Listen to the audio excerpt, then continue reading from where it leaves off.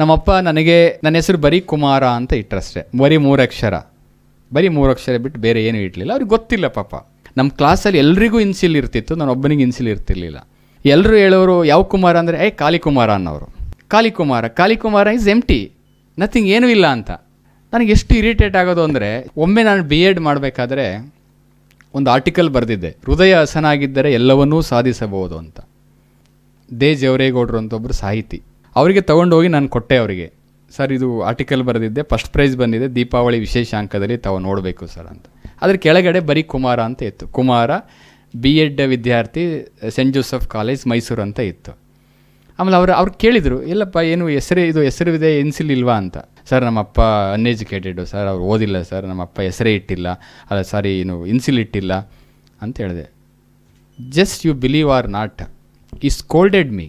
ನಿಮ್ಮ ತಂದೆನ ಬ್ಲೇಮ್ ಮಾಡಬೇಡ, he has done a good job. ಯಾಕೆ ಅಂತ ಹೇಳಿದರೆ, ಆ ಹೆಸರಿನ ಹಿಂದೆ ಮತ್ತು ಮುಂದೆ ನೀನು ಅರ್ನ್ ಮಾಡಲಿ ಅಂತ ನಿನಗೆ ಅವಕಾಶವನ್ನು ಕೊಟ್ಟಿದ್ದಾರೆ. You have to earn prefix and suffix to your name. ಇಷ್ಟು ಚೆನ್ನಾಗಿ ಆರ್ಟಿಕಲ್ ಬರೆದಿದೆಯಾ, ಇಡೀ ಸ್ಟೇಟಲ್ಲಿ ಫಸ್ಟ್ ಪ್ರೈಸ್ ಬಂದಿದೆ. You can do research work, you can do PhD, you do KS, you do IAS. ನೀ ಹೆಸರು ಮುಂದೆ IAS ಅಂತ ಬರ್ಬೋದು. ಸೊ ಹಾಗಾಗಿ ಪ್ರಿಫಿಕ್ಸ್ ಆ್ಯಂಡ್ ಸಫಿಕ್ಸನ್ನು ನೀನೇ ಅರ್ನ್ ಮಾಡಲಿ ಅಂತ ಅವ್ರು ಬಿಟ್ಟಿದ್ದಾರೆ. ನಿಜವಾಗಿ ಅವರು ನಿನಗೆ ಒಳ್ಳೆ ಕೆಲಸ ಮಾಡಿದ್ದಾರೆ. So you have to thank him ಅಂತ ಹೇಳಿದರು.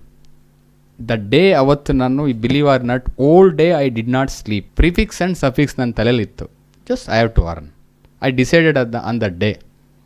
ಕೂತ್ಕೊಂಡು ಓದಿದೆ, ಎರಡೂ ಬಂತು. ಈಗ ಮಧ್ಯದಲ್ಲಿ ಹೆಸರಿದೆ, ಲೆಫ್ಟಲ್ಲಿ ಡಾಕ್ಟರ್ ಅಂತ ಇದೆ, ಮುಂದ್ಗಡೆ IAS ಅಂತ ಇದೆ.